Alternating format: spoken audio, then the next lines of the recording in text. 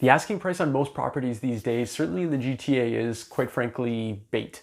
So today I'm going to offer some assistance to buyers to help them navigate asking prices and their relation to the eventual sold prices.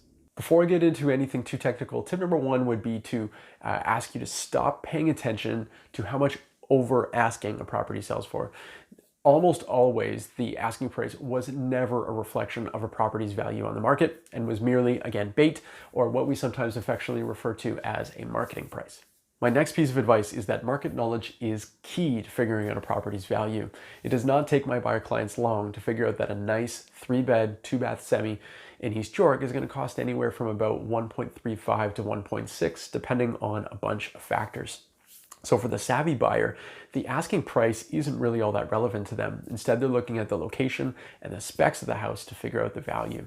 But as a rough general guide, that type of property that I identified, the 3-bed, 2-bath semi in East York, is probably going to be listed somewhere around $1,050,000 up to 1.25, depending on what they provide.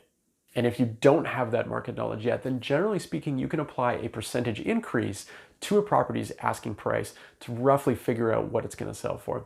So that example, that 3-bed, 2-bath semi in East York, north of Danforth, on average, sells for 21.6% above the asking price. So if you see something listed on the market for $899,000, there's a good chance it's going to sell for something around $1.1 million.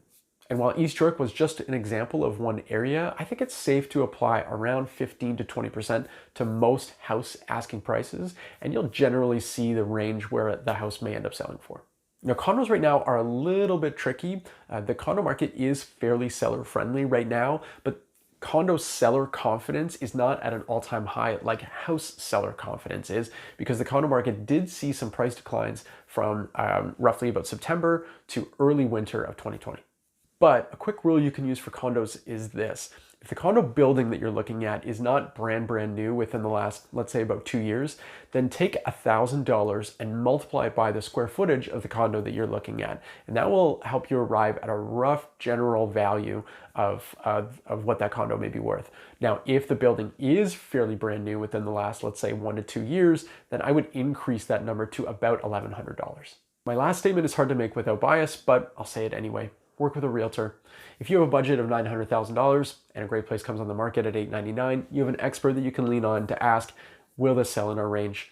Knowing potential value of properties will help reduce unnecessary showings, frustration, and heartache, which is something that Toronto buyers know all too well these days. I'm Jamie Harnish, Toronto Real Estate Navigator with Bosley Real Estate. I want to thank you so much for your time. I appreciate you watching, and I hope to see you again. Take care.